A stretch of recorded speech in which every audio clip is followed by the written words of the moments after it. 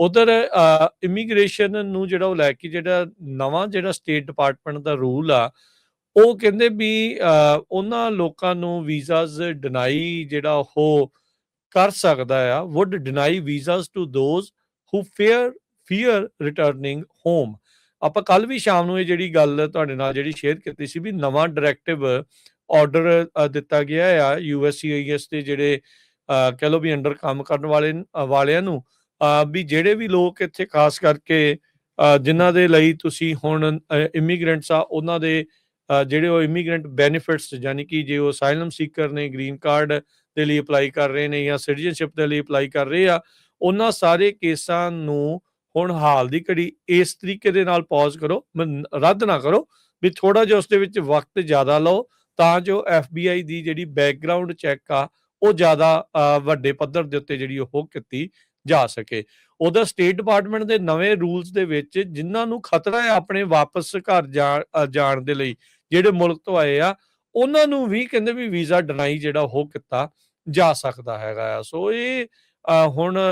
ਨਵੀਂ ਜਿਹੜੀ ਸਿਚੁਏਸ਼ਨ ਆ ਹਰਜੋਤ ਸਿੰਘ ਜੀ ਇਸ ਟਾਈਮ ਸਾਹਮਣੇ ਜਿਹੜੀ ਉਹ ਬਣ ਰਹੀ ਆ ਇਮੀਗ੍ਰੇਸ਼ਨ ਨੂੰ ਜਿਹੜਾ ਉਹ ਖਾਸ ਕਰਕੇ ਜਿਹੜਾ ਉਹ ਲੈ ਕੇ ਇਹ ਜਿਹੜਾ ਟਰੰਪ ਐਡਮਿਨਿਸਟ੍ਰੇਸ਼ਨ ਨੇ ਨਵੇਂ ਰੂਲਸ ਵੀਜ਼ਾ ਐਪਲੀਕੇਸ਼ਨ ਦੇ ਲਈ ਜਿਹੜੇ ਉਹ ਕਰ ਦਿੱਤੇ ਆ, ਤੇ ਕਹਿੰਦੇ ਵੀ ਇਹਦੇ ਨਾਲ ਜਿਹੜੇ ਅਸਾਈਲਮ ਕਲੇਮਸ ਆ ਉਹ ਕਾਫੀ ਜ਼ਿਆਦਾ ਜਿਹੜੇ ਉਹ ਲਿਮਿਟ ਹੋ ਜਾਣਗੇ। ਉਹਨਾਂ ਨੇ ਜਿਹੜੇ ਡਿਪਲੋਮੈਟਿਕ ਮਿਸ਼ਨਸ ਆ ਉਹਨਾਂ ਨੂੰ ਕਿਹਾ ਵੀ ਇਮੀਗ੍ਰੈਂਟਸ ਨੂੰ, ਐਪਲੀਕੈਂਟਸ ਨੂੰ ਪੁੱਛੋ ਜਿਹੜੇ ਨਾਨ ਇਮੀਗ੍ਰੈਂਟ ਵੀਜ਼ੇ ਦੇ ਲਈ ਜਿਹੜੇ ਉਹ ਆ ਰਹੇ ਆ, ਵੀ ਉਹਨਾਂ ਨੂੰ ਡਰ ਤਾਂ ਨਹੀਂ ਆਪਣੇ ਮੁਲਕ ਦੇ ਵਿੱਚ ਵਾਪਸ ਜਿਹੜਾ ਆ ਕੇ ਤੁਹਾਨੂੰ ਜਿਹੜਾ ਉਹ ਖਤਰਾ ਆ, ਤੇ ਕਹਿੰਦੇ ਵੀ ਜੇ ਉਹ ਕਹਿਣ ਵੀ ਹਾਂ ਖਤਰਾ ਹੈ ਤੇ ਫਿਰ ਉਹਨਾਂ ਨੂੰ ਉੱਥੇ ਵੀਜ਼ਾ ਹੀ ਨਾ ਦਿੱਤਾ ਜਾਵੇ। ਸੋ ਇਸ ਆਧਾਰ ਦੇ ਨਾਲ ਜਿਹੜਾ ਕੋਈ ਵਿਜ਼ਟਰ ਵੀਜ਼ੇ ਦੇ ਉੱਤੇ ਆਇਆ ਹੁੰਦਾ, ਜਿੱਦਾਂ ਆਪਾਂ ਇੱਥੇ ਅਕਸਰ ਗੱਲ ਸੁਣਦੇ ਨੇ ਵੀ ਵੀਜ਼ੇ ਦੇ ਨਾਲ ਆਇਆ ਤੇ ਇੱਥੇ ਅਸਾਈਲਮ ਆ ਕੇ ਅਪਲਾਈ ਕਰ ਦਿੱਤਾ, ਉਹ ਪਿੱਛੇ ਹੀ ਛਾਨਣਾ ਜਿਹੜਾ ਇਹਨਾਂ ਨੇ ਹੁਣ ਲਾ ਦਿੱਤਾ ਆ ਵੀ ਜੇ ਤੁਸੀਂ ਉੱਥੇ ਜਾ ਕੇ ਇਹ ਭਰਦੇ ਆ, ਇਹ ਉੱਥੇ ਭਰ ਦਿੰਦੇ ਆ ਵੀ ਹਾਂ ਤੁਹਾਨੂੰ ਵਾਪਸ ਆਪਣੇ ਮੁਲਕ 'ਚ ਜਾਣ ਨੂੰ ਖਤਰਾ ਆ, ਤਾਂ ਫਿਰ ਤੁਹਾਨੂੰ ਉੱਥੋਂ ਹੀ ਵੀਜ਼ਾ ਨਹੀਂ ਮਿਲਦਾ, ਤੇ ਜੇ ਤੁਸੀਂ ਇਹ ਭਰ ਕੇ ਆਉਂਦੇ ਆ ਵੀ ਤੁਹਾਨੂੰ ਵਾਪਸ ਜਾ ਕੇ ਖਤਰਾ ਨਹੀਂ, ਤੇ ਫਿਰ ਇੱਥੇ ਆ ਕੇ ਅਸਾਈਲਮ ਨਹੀਂ ਤੁਸੀਂ ਅਪਲਾਈ ਜਿਹੜਾ ਕਰ ਸਕੋਗੇ। ਸੋ ਦੋਨੋਂ ਪਾਸਿਓਂ ਉਹਨਾਂ ਨੇ ਇਹ ਜਿਹੜੇ ਚੇਂਜ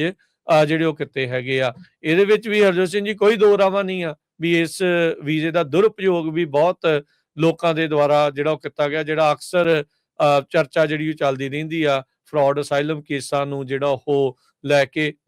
ਤਰ੍ਹਾਂ ਤਰ੍ਹਾਂ ਦੇ ਜਿਹੜੇ ਗੱਲਾਂ ਆ ਉਹ ਸਾਹਮਣੇ ਆਉਂਦੀਆਂ ਰਹਿੰਦੀਆਂ ਆ। ਪਰ ਹੁਣ ਇਹ ਨਵਾਂ ਡਾਇਰੈਕਟਿਵ ਜਿਹੜਾ ਉਹ ਆਰਡਰ ਕਰ ਦਿੱਤਾ ਗਿਆ ਆ, ਜਿਹੜਾ ਵੀ ਕੋਈ ਹੁਣ ਭਾਰਤ ਤੋਂ ਆਊਗਾ ਵਿਜ਼ਟਰ ਵੀਜ਼ੇ ਦੇ ਉੱਤੇ, ਉਹਨੂੰ ਇਹ ਸਵਾਲ ਪੁੱਛਿਆ ਜਾਊਗਾ ਵੀ ਕੀ ਤੈਨੂੰ ਵਾਪਸ ਭਾਰਤ ਜਾਣ ਦੇ ਲਈ ਖਤਰਾ ਤਾਂ ਨਹੀਂ ਜੇ ਤੂੰ ਵਾਪਸ ਆਉਣਾ ਆ, ਤੇ ਜੇ ਉੱਥੇ ਤੁਸੀਂ ਜਵਾਬ ਹਾਂ ਦਓਗੇ ਤਾਂ ਤੁਹਾਨੂੰ ਵੀਜ਼ਾ ਨਹੀਂ ਮਿਲੂਗਾ, ਤੇ ਜੇ ਤੁਸੀਂ ਉਹ ਉੱਥੇ ਨਾ ਕਰਕੇ ਇੱਥੇ ਬਾਅਦ ਚ ਆ ਕੇ ਅਸਾਈਲਮ ਦੇ ਬਾਰੇ ਤੁਹਾਨੂੰ ਲੱਗਦਾ ਵੀ ਤੁਸੀਂ ਅਪਲਾਈ ਆ ਤੁਹਾਨੂੰ ਖਤਰਾ ਆ, ਤਾਂ ਫਿਰ ਤੁਹਾਨੂੰ ਉਸ ਆਧਾਰ ਦੇ ਉੱਤੇ ਅਸਾਈਲਮ ਵੀ ਜਿਹੜਾ ਉਹ ਨਹੀਂ ਦਿੱਤਾ ਜਾ ਸਕਦਾ। ਸੋ ਦੋਨੋਂ ਤਰਫੋਂ ਜਿਹੜੀ ਆ ਉਹਨਾਂ ਨੇ ਇਹ ਹੁਣ ਮਾਰ ਕੀਤੀ ਆ। ਸੋ ਇਹ ਡਿਪਲੋਮੈਟਿਕ ਕੇਬਲ ਕਹਿੰਦੇ ਵੀ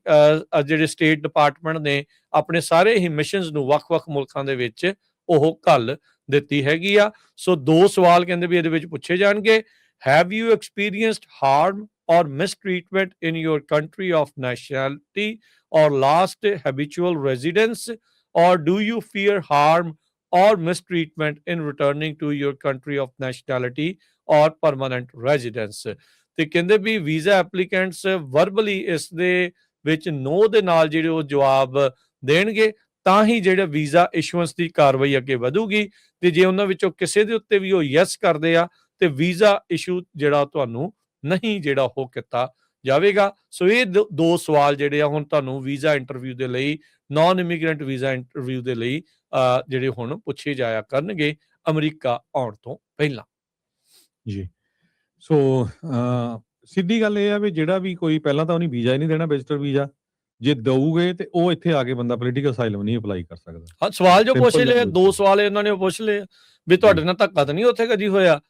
ਵੀ ਜੇ ਉਹ ਕਹੋਗੇ ਹਾਂ ਤਾਂ ਵੀ ਤੁਹਾਨੂੰ ਉੱਥੋਂ ਵੀਜ਼ਾ ਨਹੀਂ ਮਿਲਣਾ, ਤੇ ਜੇ ਤੁਸੀਂ ਕਹੋਗੇ ਨਾ ਫਿਰ ਉਹਨਾਂ ਨੇ ਅਗਲਾ ਪੁੱਛਣਾ ਵੀ ਤੁਹਾਨੂੰ ਵਾਪਸ ਆਉਂਦਿਆਂ ਨੂੰ ਖਤਰਾ ਤਾਂ ਨਹੀਂ, ਤੇ ਜੇ ਤੁਸੀਂ ਉਹਦਾ ਵੀ ਕਹੋਗੇ ਨਾ ਫਿਰ ਵੀਜ਼ਾ ਮਿਲਣ ਦੇ ਚਾਂਸ ਆ, ਤੇ ਜੇ ਤੁਸੀਂ ਕਹਤਾ ਹਾਂ ਤਾਂ ਫਿਰ ਵੀਜ਼ਾ ਉੱਥੇ ਜਿਹੜਾ ਉਹ ਨਾ। ਸੋ ਇਹ ਸਿੱਧੇ ਤੌਰ ਦੇ ਉੱਤੇ ਦੋ ਸਵਾਲ ਜਿਹੜੇ ਉਹਨਾਂ ਨੇ ਐਡ ਕਰ ਦਿੱਤੇ ਆ, ਤੇ ਕਹਿੰਦੇ ਵੀ ਸਾਰੇ ਵੀਜ਼ਾ ਐਪਲੀਕੈਂਟਸ ਨੂੰ ਹੁਣ ਉੱਥੇ ਪੁੱਛਿਆ ਜਾਇਆ ਕਰੂਗਾ। ਮਾਰਕੋ ਰੂਬੀਓ ਜਿਹੜੇ ਸਕੱਤਰ ਨੇ ਉਹਨਾਂ ਨੇ ਬਾਰ-ਬਾਰ ਇਹ ਕਿਹਾ ਵੀ ਯੂਐਸ ਦਾ ਵੀਜ਼ਾ ਪ੍ਰਿਵਿਲੇਜ ਆ, ਇਹ ਕੋਈ ਰਾਈਟ ਨਹੀਂ ਹੈਗਾ ਤੇ ਜਿਹੜੇ ਇੰਡੀਵਿਜੂਅਲ ਇੱਥੇ ਆ ਰਹੇ ਆ, ਜਿਹੜੇ ਉਹ ਸਾਡੇ ਕਾਨੂੰਨ ਨਹੀਂ ਮੰਨਣਗੇ ਤੇ ਉਹਨਾਂ ਨੂੰ ਅਮਰੀਕਾ ਜਿਹੜਾ ਉਹ ਛੱਡ ਕੇ ਹੀ ਜਾਣਾ ਪਵੇਗਾ। ਤੇ ਜੇ ਉਹਨਾਂ ਨੂੰ ਲੱਗਦਾ ਆ ਵੀ ਤੁਸੀਂ ਜਿੰਨਾ ਸਮਾਂ ਤੁਹਾਨੂੰ ਦਿੱਤਾ ਗਿਆ ਉਸ ਤੋਂ ਵੱਧ ਰਹਿਣ ਦੀ ਤੁਸੀਂ ਇੱਛਾ ਰੱਖਦੇ ਹੋ ਤਾਂ ਫਿਰ ਤੁਸੀਂ ਕਹਿੰਦੇ ਅਪਲਾਈ ਨਾ ਕਰੋ, ਤੁਹਾਨੂੰ ਉੱਥੋਂ ਕੱਢਿਆ ਹੀ ਜਿਹੜਾ ਉਹ ਜਾਵੇਗਾ। ਸੋ ਇਸ ਤਰੀਕੇ ਦੇ ਜਿਹੜੇ ਬਿਆਨ ਆ ਸੈਕਟਰੀ ਆਫ ਸਟੇਟ ਮਾਰਕੋ ਰੂਬੀਓ ਨੇ ਦਿੱਤੇ।